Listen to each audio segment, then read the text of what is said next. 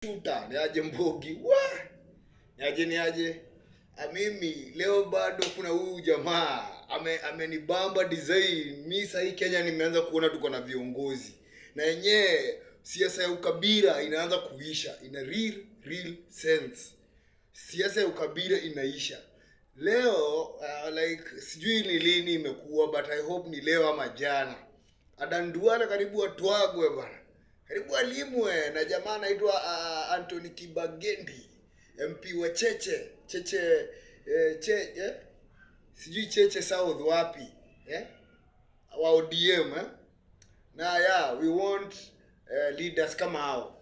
Na wewe bwana Anthony, uko kwanyu wakisikia hawata kuchagua wewe, ukikuja hapa Mount Kenya uitishe kiti, utajue si ukabila, tunapenda viongozi ya aina yako.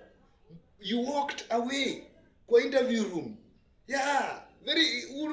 Unajua viongozi siku hizi wanafikiria ati wanakuja kutupima akili, ni kama hatuoni watu wenye wanatufaitia. Na wewe Adan Duale, hiyo kiburi uko nayo, hizo ID mnapatiana huko, umesikia hadi wa mama wenyu Mandela wanateta, acha Isaac Ruto.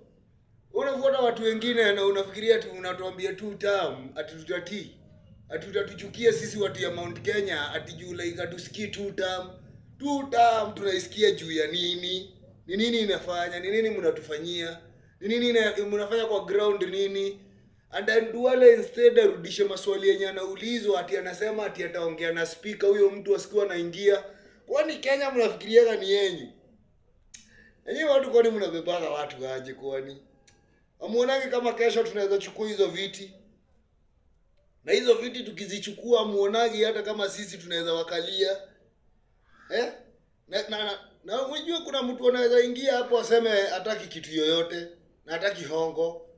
Mtu ashawahi kula kitu ya mtu arudishe. Mtu ashawahi chukua shamba ya shule arudishe. Mtu ashawahi nyakua shamba ya sijui college ama university gani ama hospitali gani arudishe. Hata kama zimejengwa flat ya ghorofa 20 zianze kubomolewa. Hata kama kumedevelop aje hapo na ilikuwa ikuwe uwanja ya football, ibomolewe.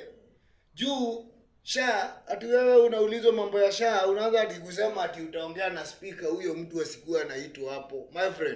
My friend, Kenya, mtajua Kenya si ya mama ya mtu. Kenya si ya mama.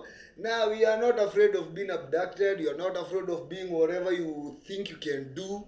We are not afraid of, maybe you abduct everyone in Kenya, even your members of parliament. Mnapigana na wao. Hata Duale wewe ni mzee. Wewe hata nikikuangalia miaka yako unakaa mtu uko na 60 years. Unafaa kukuwa na maarifa.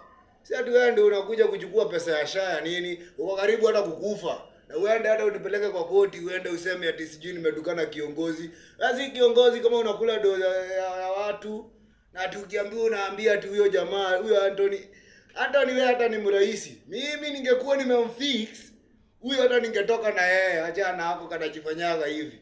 Anatesa hadi wa mama Mandela huko, wa mama hata waelewi kuongea Kiswahili vizuri.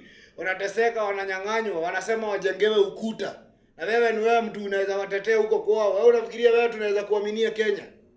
Kama kwenyu watu wa kwenyu wa Somalia wako wenzako wenye wako huko huko Mandela, mahali Jubaland wamefika, kama uwezi kutetea hao, Kenya unaweza ifanyia nini?